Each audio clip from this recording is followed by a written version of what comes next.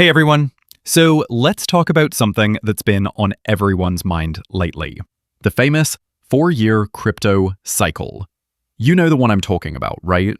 For years, we've all been obsessing over this pattern. Bull market, bear market, rinse and repeat every 4 years like clockwork. It became this holy grail that everyone swore by. But here's the thing. This time around, it feels like the entire playbook has been thrown out the window. And honestly, I'm not surprised. Look, I've been saying this for a while now. If something seems too predictable in crypto, if it feels too good to be true, then it probably is. Think about it. If markets were actually that easy to predict, wouldn't we all be millionaires by now? Here's the reality. Things are different this time. And it's pretty obvious when you look at what's happening. We've got Bitcoin ETFs now. That's huge. We're seeing institutional adoption like never before. The US government is actually creating crypto-friendly policies. Even the regulatory agencies that used to hate us are now basically cheering from the sidelines. The landscape has completely transformed. Now, does this mean altcoins are done for? Absolutely not. I still believe we're going to see those explosive moves we witnessed back in 2021 and even during the 2017 to 2018 run. But, and this is a big but, we've got to survive this brutal phase first. I get it. This market is depressing right now. It's frustrating as hell. Trust me, I understand that it sucks watching your portfolio bleed day after day. Take XRP for example. The last few weeks have been absolutely brutal, haven't they? And if we're being honest, this frustration goes all the way back to mid-July. Here's what's interesting though. XRP is actually kind of unique. It's one of the few altcoins that managed to hit new highs back in July. Most other altcoins, they've been in decline since January. Some have been bleeding for an entire year.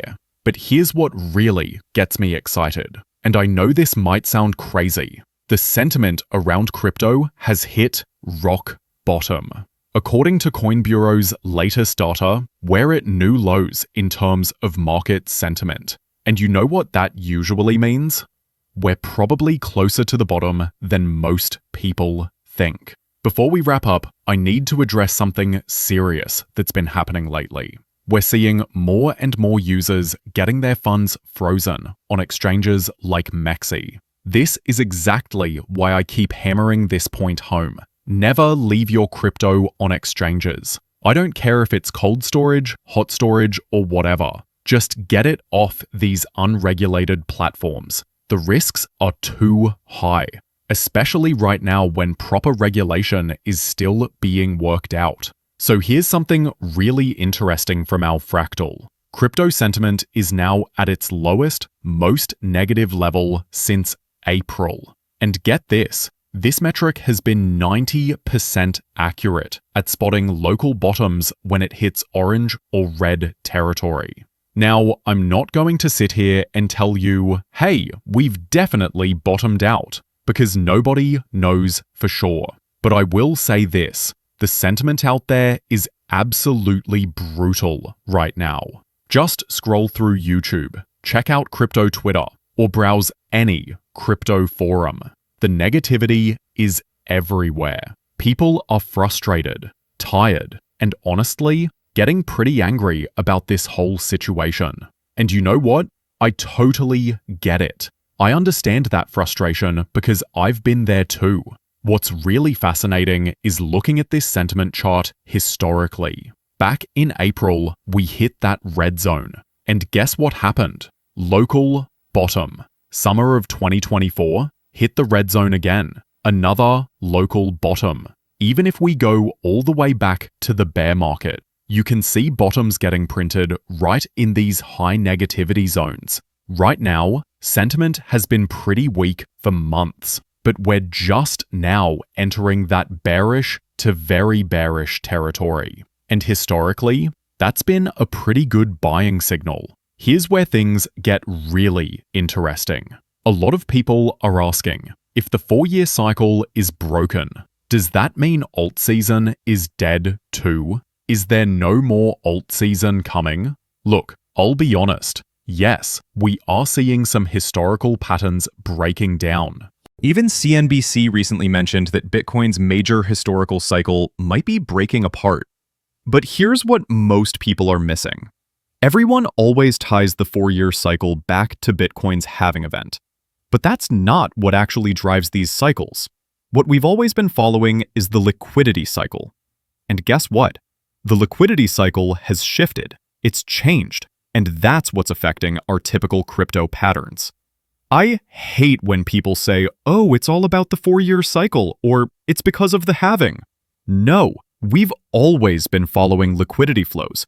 When the liquidity cycle shifts, which is exactly what's happening now, the traditional patterns change too. Here's a perspective from Nick Crypto Crusader that really hit home for me. Behind all the noise of our current cycle, most people don't realize that the majority of this space has actually been in a bear market, except for a handful of top coins. Think about that for a second. We haven't actually witnessed a full bull run since 2021. So where does this leave us? Are we in uncharted territory, or are we just seeing an evolution of the same patterns we've always followed? Here's something that's been bugging me, and I think it's the key to understanding where we are right now. That run we saw from November 2024 into January 2025, that was barely a blip on the radar. A tiny push to the upside, and that's it. Think about it. Ethereum hasn't even entered full price discovery mode yet. Most altcoins didn't even come close to breaking their all-time highs. And now people are claiming this bull run is over? Wait, what? How can it be over when it never really started? I'm at this point where I see only 2 possibilities, and honestly, both are pretty revealing. Option 1. If we're already in a bear market and we've seen the top, then this was literally the worst bull run in crypto's entire history. We should have all just cashed out in 2021 and walked away forever. Option 2. We haven't even seen the largest wave of this cycle yet, and given everything that's happening in the space right now, I'm leaning heavily toward option 2. Look at what's happening around us. We've got institutional adoption at levels we've never seen before. Policy updates that are actually crypto-friendly. ETFs going live left and right. How can we possibly be entering a bear market when crypto is finally starting to mature and gain real mainstream acceptance? It just doesn't make sense. Speaking of sentiment, let's look at what people are actually searching for. The data is pretty wild. Financial crash was the highest search term in August, September, and October.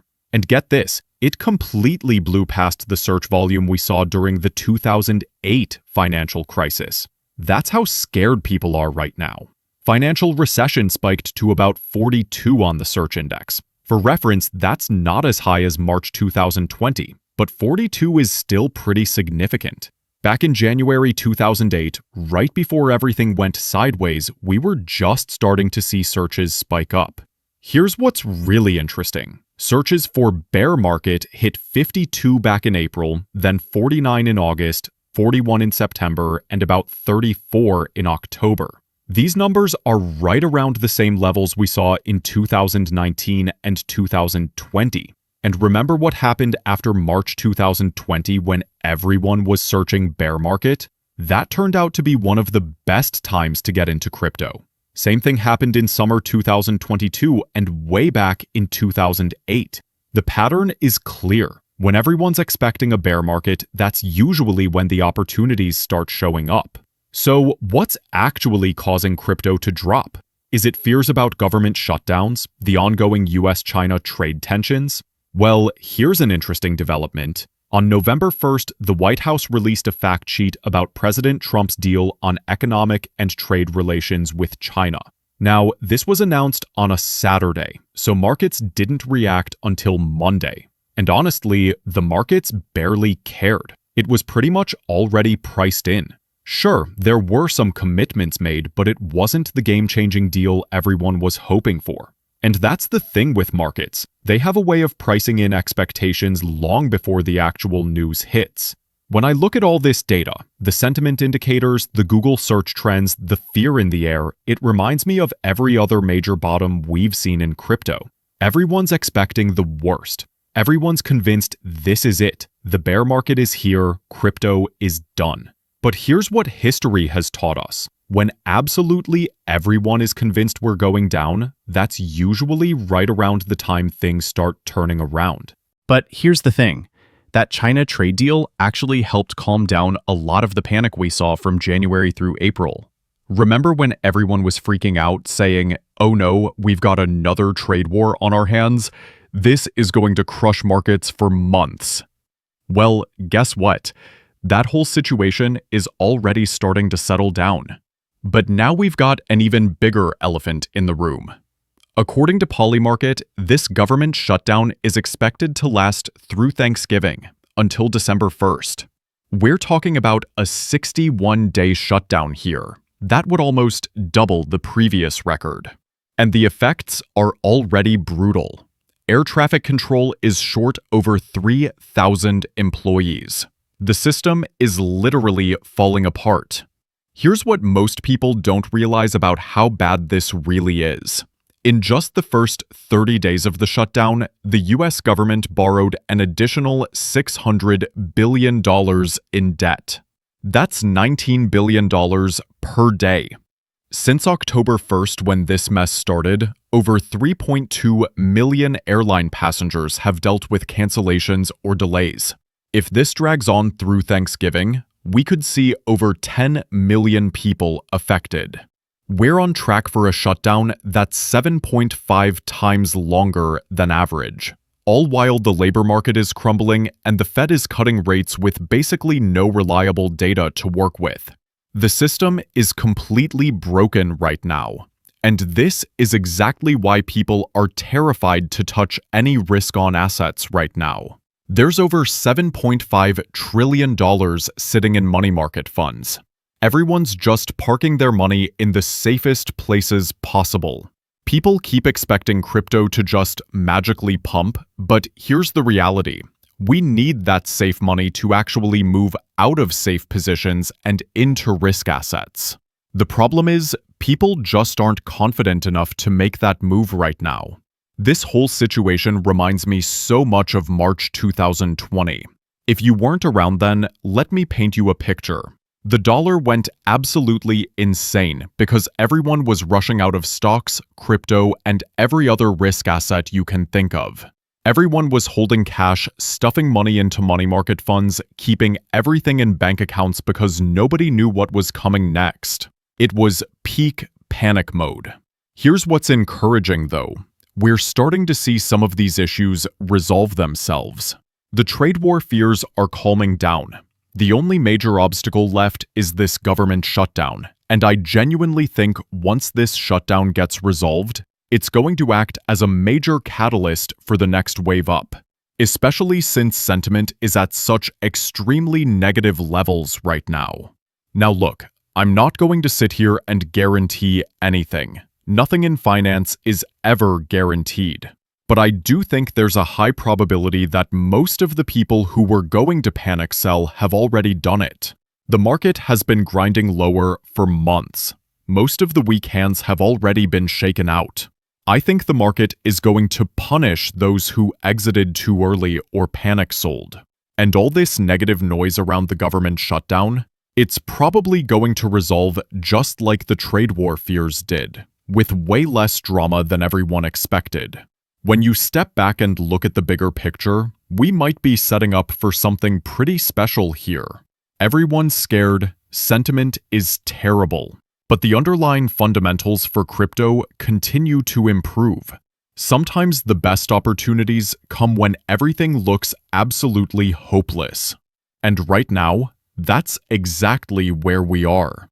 All of these issues will get resolved eventually.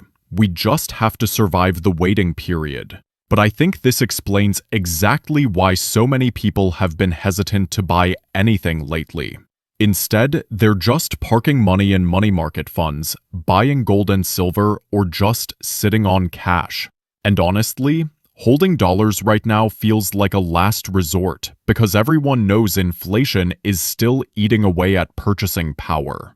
That's why money market funds have become so popular. At least you're getting some return. So what's the real holdup here? What's preventing this cycle from moving higher? It's simple. There's no compelling reason for safe money to enter the markets right now. The system is broken.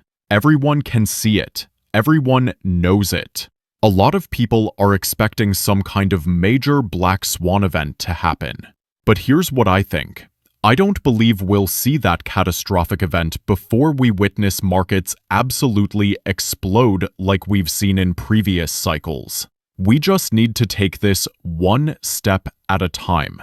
So back to our original question. Is the 4-year cycle dead? Here's my honest answer. The 4-year cycle was never truly alive in the first place. We've always just been following liquidity flows. That's exactly why we haven't seen markets wake up yet. We simply haven't had fresh liquidity entering these markets in a meaningful way. I think the 4-year cycle is one of the most misunderstood concepts in crypto. Most people don't realize it was always about the liquidity cycle underneath it all. Look, we're in a tough spot right now. The system has issues, people are scared, and money is sitting on the sidelines. But if history has taught us anything, it's that the best opportunities often come when things look the most uncertain. Stay patient, stay smart, and remember, we've been through worse than this before. If this analysis helped clarify what's happening in the markets right now, smash that like button and subscribe for more content like this. And definitely turn on notifications so you don't miss any updates. What's your take on all this? Are you holding cash, buying the dip, or just waiting it out? Drop your strategy in the comments below. I read every single one and love hearing different perspectives. Thanks for watching, and I'll see you in the next one.